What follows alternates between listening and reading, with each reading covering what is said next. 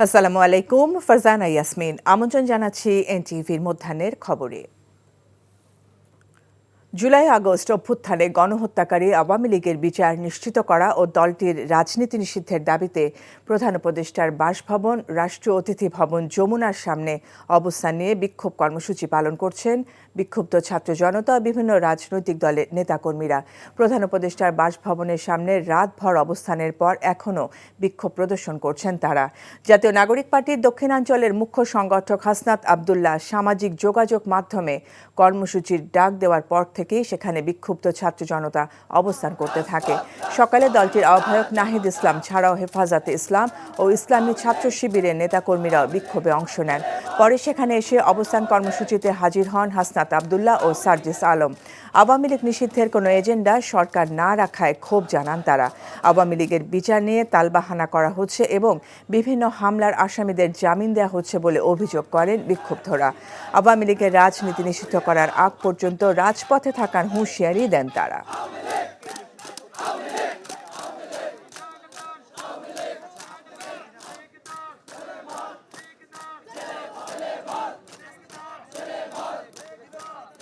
অবশ্যই দ্রুত সময়ের মধ্যে ছাত্র জনতার এই দাবিকে সামনে রেখে আওয়ামী লীগকে নিষিদ্ধ করে বাংলাদেশের জনগণের দাবি বাস্তবায়ন করবেন। মাঝখানে যুবলীগ, স্বেচ্ছাসেবক লীগ আর এই সমস্ত ডালপালা কাটার ষড়যন্ত্র করে আমাদের এই ছাত্র জনতাকে আর ঘরে ফিরিয়ে দিতে পারবে না। আমরা উপদেষ্টাদেরকে বলতে চাই, আপনারা ছাত্র নাগরিকের আপনারা রক্তের উপরে দাঁড়িয়ে উপদেষ্টা হয়েছে। সুতরাং আপনারা যদি মনে করেন আপনারা আপনাদের কুচ্চাদের মধ্য দিয়ে আওয়ামী লীগকে আবার পুনর্বাসন করবেন, সেটির চেষ্টা হয়েছিল বিজয় আজকে আবার আমরা যমুনার সামনে দাঁড়াতে বাধ্য হয়েছি। এই মুহূর্তে প্রধান উপদেষ্টা বাসভবন যমুনার সামনে বিক্ষোভ ও অবস্থান কর্মসূচির স্থলে আছেন স্টাফ করেসপন্ডেন্ট নূর হোসেন।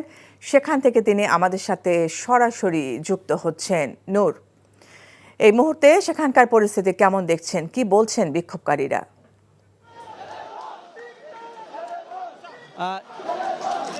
ইয়াসমিন এই মুহূর্তে যমুনার যেই প্রধান উপদেষ্টার যে বাসভবন ছিল, বাসভবনের সামনে যেখানটায় ছাত্র জনতা অবস্থান করছিলেন সেখান থেকে তারা সরে গিয়ে যমুনার বাসভবনের পাশে যে ইন্টারকন্টিনেন্টাল হোটেল রয়েছে, ইন্টারকন্টিনেন্টালের হোটেলের পাশের যে রাস্তা রয়েছে সেই রাস্তায় মঞ্চ তৈরি করা হয়েছে এবং তারা সেখানে অবস্থান কর্মসূচি পালন করবেন। এবং এখান থেকে হাসনাত আবদুল্লাহ সহ গণ অভ্যুত্থানে যারা নেতৃত্ব দিয়েছেন তারা আহ্বান জানিয়েছেন, ছাত্র জনতাকে আহ্বান জানিয়েছেন জুমার নামাজ পরবর্তী সময়ে তারা সবাই যেন রাজপথে এসে অবস্থান নেয় এবং সংহতি প্রকাশ করে। গতকাল রাত থেকেই ছাত্র জনতা আওয়ামী লীগ নিষিদ্ধের দাবিতে প্রধান উপদেষ্টা ডক্টর মোহাম্মদ ইউনূসের বাসভবনের সামনে অবস্থান কর্মসূচি পালন করছিল। শুরুতেই হাসনাত আবদুল্লাহ সহ কয়েকজন এখানে অবস্থান কর্মসূচি পালন করে এবং ছাত্র জনতাকে রাজপথে নেমে আসার আহ্বান জানায়। তারপরে আমরা দেখতে পাই শত শত হাজার হাজার মানুষ এখানে এসে উপস্থিত হয় এবং বিভিন্ন রাজনৈতিক দল, জামায়াতে ইসলামী, আপ বাংলাদেশ সহ বিভিন্ন রাজনৈতিক দলের নেতারা এসে এখানে সংহতি প্রকাশ করেন এবং তারাও আওয়ামী লীগ নিষিদ্ধের দাবি জানান। এখানে যারা এসে অবস্থান কর্মসূচি পালন করছিলেন হাসনাত আবদুল্লাহ সহ গণ অভ্যুত্থানে যারা নেতৃত্ব দিয়েছিলেন তারা বলছিলেন যে বিগত 16 বছর আওয়ামী লীগ যে দুঃশাসন বাংলাদেশে প্রতিষ্ঠা করেছিল, যে ফ্যাসিবাদ প্রতিষ্ঠা করেছিল, পিলখানা হত্যাকাণ্ড থেকে শুরু করে শাপলার গণহত্যা, এরপরে মোদি বিরোধী আন্দোলনে গণহত্যা, বিরোধী রাজনৈতিক দলের নেতাকর্মীদেরকে গুম খুন যে নির্যাতনটি আওয়ামী লীগ করেছিল, সর্বশেষ 24 জুলাই আগস্ট মাসে যে গণহত্যা এদেশের ছাত্র জনতার উপর আওয়ামী লীগ চালিয়েছিল, এইসব গণহত্যার বিচারের পরে এইসব গণহত্যার বিচার ছাড়া বাংলাদেশে আওয়ামী লীগ কোনো অবস্থাতে প্রাসঙ্গিক হতে পারে না এবং আওয়ামী লীগ কোনোভাবেই রাজনৈতিক দল হতে পারে না। আগামী নির্বাচনকে কেন্দ্র করে আওয়ামী লীগকে বাংলাদেশের রাজনীতিতে ফেরানোর জন্য নানা ধরনের ষড়যন্ত্র চলছে, এইরকম অভিযোগ করছেন হাসনাত আবদুল্লাহ সহ গণ অভ্যুত্থানে যারা নেতৃত্ব দিচ্ছেন। তারা বলছেন যে তারা জীবিত থাকতে কোনো অবস্থাতেই সেই ধরনের কোনো ষড়যন্ত্র, সেটি পার্শ্ববর্তী দেশ হোক এবং দেশের অভ্যন্তরে হোক এবং অন্তর্বর্তীকালীন সরকারের পক্ষ থেকে হোক, যদি সে ধরনের কোনো ষড়যন্ত্র করা হয় সেই ষড়যন্ত্র তারা রুখে দেবেন এবং আওয়ামী লীগকে বাংলাদেশে কোনো ধরনের স্পেস অথবা রাজনীতি করার অধিকার তারা দিতে রাজি নন এবং আওয়ামী লীগকে যে গণহত্যাগুলো করেছে সেই গণহত্যাগুলোর দায়ে নিষিদ্ধ করতে হবে, এই দাবিটি তারা এখান থেকে জানাচ্ছেন। ইয়াসমিন, আমরা জানছিলাম রাষ্ট্রীয় অতিথি ভবন যমুনার সামনে থেকে বিক্ষোভের সর্বশেষ খবর। এছাড়া অবিলম্বে আওয়ামী লীগ নিষিদ্ধের দাবিতে ঢাকা আরিচা মহাসড়ক অবরোধ করে বিক্ষোভ করেছেন জাহাঙ্গীরনগর বিশ্ববিদ্যালয়ের বৈষম্য বিরোধী ছাত্র আন্দোলনের শিক্ষার্থীরা। গত মধ্যরাতে বিশ্ববিদ্যালয়ের বটতলা থেকে বিক্ষোভ মিছিল বের করেন তারা। এটি ক্যাম্পাসের বিভিন্ন সড়ক প্রদক্ষিণ করে। পরে প্রধান ফটক ডেইরি গেট সংলগ্ন ঢাকা আরিচা মহাসড়কে অবস্থান নেন শিক্ষার্থীরা। এ সময় আওয়ামী লীগের বিচার ও দলটির রাজনৈতিক কার্যক্রম নিষিদ্ধের দাবিতে বিভিন্ন স্লোগান দেন অবরোধকারীরা। এ সময় মহাসড়কে যান চলাচল বন্ধ হয়ে যায়। প্রায় ৩০ মিনিট পর অবরোধ তুলে নেন শিক্ষার্থীরা।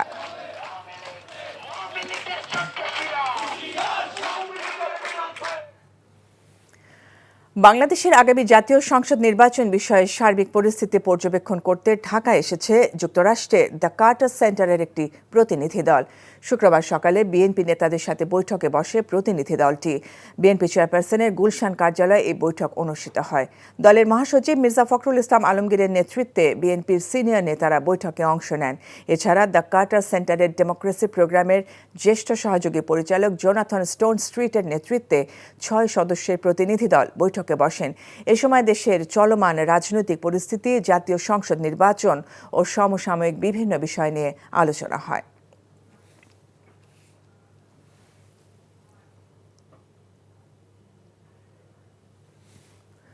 রাতভর অভিযান শেষে শুক্রবার ভোরে হত্যাসহ একাধিক মামলার আসামি নারায়ণগঞ্জ সিটি কর্পোরেশনের সাবেক মেয়র সেলিনা হায়াৎ আইভীকে তার বাড়ি থেকে গ্রেফতার করেছে পুলিশ। পরে তাকে আদালতের মাধ্যমে কারাগারে পাঠানো হয়েছে। তারেক স্বপনের ক্যামেরায় নারায়ণগঞ্জ প্রতিনিধি বিল্লাল হোসেন রবিনের পাঠানো তথ্য ছবিতে জীবন আহমেদের ডেস্ক রিপোর্ট। নারায়ণগঞ্জ সিটি কর্পোরেশনের সাবেক মেয়র ও জেলা আওয়ামী লীগের সিনিয়র সহসভাপতি ডাক্তার সেলিনা হায়াৎ আইভীকে গ্রেপ্তার করতে বৃহস্পতিবার সন্ধ্যায় নগরীর দেওভোগ এলাকার বাসায় যায় পুলিশ।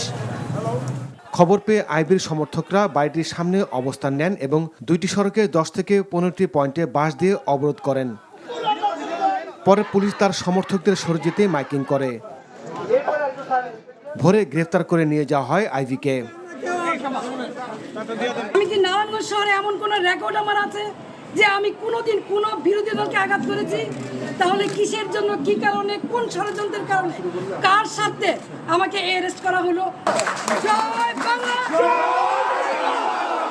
শুক্রবার সকাল 10টায় আইভীকে নারায়ণগঞ্জ সিনিয়র জুডিশিয়াল ম্যাজিস্ট্রেট আদালতে হাজির করা হলে বিচারক মনিউদ্দিন কাদের তাকে কারাগারে পাঠানোর নির্দেশ দেন। বৈষম্য বিরোধী আন্দোলনের সময় নারায়ণগঞ্জের সিদ্দিরগঞ্জ ও ফতুল্লা থানায় হত্যা এবং হত্যা চেষ্টা সহ 5টি মামলা রয়েছে বলে জানিয়েছে পুলিশ। গতকাল রাতে আমাদের একটি অভিযান ছিল, আমাদের সাবেক সিটি কর্পোরেশন মেয়র আইবির রহমান, তার বাসায় আমরা অভিযান চালাই এবং ভোরবেলা তাকে গ্রেপ্তার করতে সক্ষম হই। তার নামে সিদ্দিরগঞ্জ থানায় 3টি হত্যা মামলা এবং ফতুল্লা থানায় একটি আদার্স সেকশন মামলা রুজু আছে। আমরা সিদ্দিরগঞ্জ থানায় একটি হত্যা মামলা তাকে গ্রেপ্তার দেখিয়েছি। এর আগে আইভীকে গ্রেফতার করে নিয়ে যাওয়ার সময় দুর্বৃত্তরা পুলিশের গাড়ি লক্ষ্য করে ইটপাটকেল নিক্ষেপ করে। Jibon Ahmed, NTV news desk. Awami League নিষিদ্ধের বিষয়ে সিদ্ধান্ত নেবে সরকার ও নির্বাচন কমিশন, কথা জানিয়ে বিএনপি স্থায়ী কমিটির সদস্য ডক্টর আব্দুল মঈন খান বলেছেন, জনগণের সিদ্ধান্তের সাথে থাকবেন তারা। নির্বাচন কমিশন সিদ্ধান্ত নিতে পারে, সরকার সিদ্ধান্ত নিতে পারে। যেসব রাজনৈতিক দল আওয়ামী লীগ নিষিদ্ধের কথা বলছে তারা তাদের বক্তব্য বলেছে। কাজে এখানে আমরা বিএনপি হিসাবে তো আমরা এই সিদ্ধান্ত নেওয়ার মালিক নয়। আমাদের মহাসচিব তো ইতিমধ্যে বলেছেন যে জনগণের সিদ্ধান্তর বিষয় এটা, এবং জনগণ সিদ্ধান্ত নেবে কারা নির্বাচন করবে কি না করবে। এটা হচ্ছে আমাদের যেটা বক্তব্য। তার সঙ্গে আমি নিজেরও একটি বক্তব্য যোগ করছি। আপনি আমাকে জিজ্ঞাসা করেছেন আওয়ামী লীগ নির্বাচনে আসবে কি আসবে না, বা তাদেরকে গ্রহণ করা হবে কি হবে না, বা তাদের নিষিদ্ধ করা হবে কি হবে না। আমি যদি বলি যে এই প্রশ্নটা আওয়ামী লীগকে কেন জিজ্ঞাসা করেন না? তারা কি আসলেই নির্বাচন করতে চায়? তারা কি আসলেই গণতন্ত্র চায়? সেটা তো আওয়ামী লীগকে বলতে হবে। আওয়ামী লীগ তো আজকে পর্যন্ত 9 মাস চলে গেছে, একজন আওয়ামী লীগারকে আজকে পর্যন্ত দেখাতে পারবেন যে যারা বলেছে যে তারা দীর্ঘ 15 বছর ধরে এই মানুষের উপরে জুলুম করেছে, ফ্যাসিস্ট কায়দায় এ দেশকে তছনছ করে দিয়েছে, লুটপাট করে নিয়েছে, তারা ভুল করেছে, তারা ক্ষমা স্বীকার করছে বাংলাদেশের মানুষের কাছে। রাজধানীর বাজারে বাড়তি দামে বিক্রি হচ্ছে সবজি ও বিভিন্ন ধরনের মাংস, তবে কমেছে চালের দাম। আজকের বাজার দরের খবর জানতে যাচ্ছি মোহাম্মদপুর টাউন হল মার্কেটে। সেখানে আছেন সহকর্মী কায়কোবাদ মাহমুদ। কায়কোবাদ, আজ বাজারে বিভিন্ন পণ্যের দাম কেমন দেখছেন, কি বলছেন ক্রেতা ও বিক্রেতারা?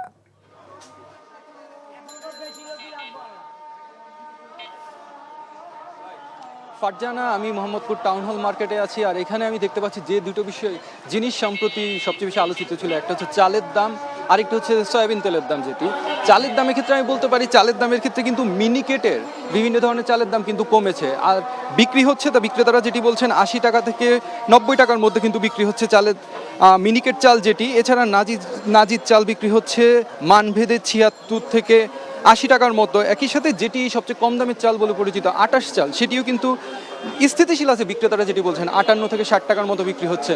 এছাড়া সয়াবিন তেলের কথা যদি আমি বলি, সয়াবিন তেলে কিন্তু বিক্রেতারা বলছেন একটি সংকট ছিল, তারা এটিকে বলছে দাম যতক্ষণ বাড়েনি ততক্ষণ এই সংকটটি ছিল, কিন্তু দাম বাড়ার পর থেকে কিন্তু বাজারে কিন্তু আর ঘাটতি নেই সয়াবিন তেলের এই মুহূর্তে। আর এছাড়া আমি যদি সবজির বাজারের কথা বলি, সবজির বাজারে কিন্তু কোনো ধরনের সবজি 50 টাকার নিচে নাই, মোটামুটি সব সবজি কিন্তু 50 থেকে 100 টাকার মধ্যেই রয়েছে। এছাড়া পেঁপের দাম কিছুটা বাড়তি, পেঁপের দাম বলছে মানভেদ 80 টাকার আশেপাশে। এছাড়া টমেটোর দাম যেটি মানভেদে 50 থেকে 80 টাকার পর্যন্ত রয়েছে। আর কোনো ধরনের সবজি যেহেতু 50 টাকার নিচে পাচ্ছেন না ক্রেতারা কিন্তু শীতকালে যেই সুবিধাটা পেয়েছিল সবজির বাজারে, যে স্বস্তিটা পেয়েছিলেন, তা কিন্তু এখন অনেকটাই নেই এখন বাজারে বলতে গেলে। এছাড়া যদি মাংসের বাজারে কথা বলি, গরু মাংস আগের মতোই 780 টাকায় বিক্রি হচ্ছে। আর মুরগি, বিভিন্ন ধরনের মুরগির দাম কিছুটা এদিক সেদিক হচ্ছে, বিক্রেতারা যেটি বলছে, তবে স্থিতিশীলই রয়েছেন তারা বলছেন। যেমন সোনালী রয়েছে 270 থেকে 80 টাকা, ব্রয়লার মুরগি যেটি সবচেয়ে বেশি বিক্রি হয় তাও কিন্তু বিক্রি হচ্ছে 180 থেকে 190 টাকা। এছাড়া দেশি মুরগি 660 থেকে 680 টাকায় বিক্রি হচ্ছে। তো সব কিছু মিলিয়ে বাজার দর নিয়ে ক্রেতারা আসলে কিন্তু মিশ্র প্রতিক্রিয়া জানাচ্ছে। আর বিক্রেতারাও বলছে ক্রেতাদের আসলে কেনার পরিমাণ অনেকটাই কম, যার জন্য বিশেষ করে মুরগির দাম তারা বলছেন যে এখনো কমের দিকেই আছে তারা বলছেন। ফারজানা, আমরা জানছিলাম রাজধানীর বাজার পরিস্থিতির খবর। নাটোরে পরীক্ষামূলকভাবে উৎপাদন করা হয়েছে বায়োফিশ ফিড।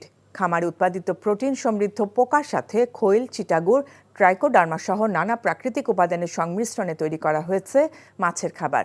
এর ফলে বাজারে প্রাপ্ত ফিশ ফিডের তুলনায় প্রায় অর্ধেক খরচে সম্ভব হবে মাছ চাষ। এছাড়া বায়োফিশ ফিড মানবদেহের জন্য সম্পূর্ণ নিরাপদ ও স্বাস্থ্যকর বলে দাবি উদ্ভাবকের। নাটোর থেকে হালিম খানের পাঠানো রিপোর্ট। দীর্ঘ গবেষণার মাধ্যমে নিরাপদ বায়োফিশ ফিড উদ্ভাবন করেছেন জীববিজ্ঞানী ডক্টর GNM ইলিয়াস। নাটোরে তার গবেষণা খামারে এই বায়োফিশ ফিড উৎপাদন করে ইতোমধ্যেই পরীক্ষামূলক সফলতা পেয়েছেন তিনি। এই ফিড পুকুরে ব্যবহারে মাছের প্রধান খাবার প্লাঙ্কটন উৎপাদন বৃদ্ধি করে, আর নবায়নযোগ্য খাবার হওয়ায় পানির জৈব উপাদান বৃদ্ধি করে। এর ফলে মাছের পাশাপাশি হাঁসের খাবার তৈরি হয়। বাজারে প্রচলিত মাছের খাবারের চেয়ে ব্যাপক সাশ্রয়ী ও নিরাপদ হওয়ায় মাছ চাষিদের জন্য নতুন দুয়ার খুলে দেবে বলে মনে করেন উদ্ভাবক। ফিশ ফিড ইনোভেশন করার চেষ্টা করছি, করে ফেলেছি। আমরা যেভাবে সাকসেস হয়েছি তাতে বাজারে প্রচলিত যে ফিশ ফিড আছে তার তুলনায় দাম অর্ধেক পড়বে, ব্যবহারে ভালো হবে, পানি ভালো থাকবে, এনভায়রনমেন্ট ভালো থাকবে। স্থানীয় কিছু মৎস্য চাষী পরীক্ষামূলকভাবে তাদের পুকুরে বায়োফিশ ফিড ব্যবহার করে সফলতা পেয়েছেন বলে জানান। ফিশ ফিডটা দেওয়ার পরে প্রচুর পরিমাণে আমরা সবুজ প্লাঙ্কটন তৈরি হচ্ছে পুকুরে, মাছের প্রচুর খাবার তৈরি হচ্ছে। 40 কেজিতে 800 থেকে 900 টাকা খরচ পড়ে, এতে আমাদের কৃষক লাভবান হতে পারে। বর্তমানে যে ফিডটা ব্যবহার করা হচ্ছে পুকুরে, তার তুলনায় আমাদের এই ফিশ ফিডটা খুবই সাশ্রয়ী এবং মাছের স্বাস্থ্যের জন্য খুবই ভালো। বায়োফিশ ফিডের বাণিজ্যিক ব্যবহার মাছ চাষে যেমন সমৃদ্ধি আনবে, তেমনি মানবদেহের ঝুঁকি শূন্যের কোটায় নামিয়ে আনতে সক্ষম হবে বলে আশা গবেষণা সংশ্লিষ্টদের। NTV news desk. এই ছিল মধ্যাহ্নের খবরে। এই খবরের ভিডিও সহ আপডেট জানতে ভিজিট করুন NTV অনলাইন www.ntvbd.com। এছাড়াও NTVর জনপ্রিয় সব অনুষ্ঠান ও খবরের আপডেট জানতে ভিজিট করুন আমাদের ইউটিউব ও ভেরিফাইড ফেসবুক পেজ। 2টায় দুপুরের খবর দেখার আমন্ত্রণ রইল। এতক্ষণ সাথে থাকার জন্য ধন্যবাদ সবাইকে।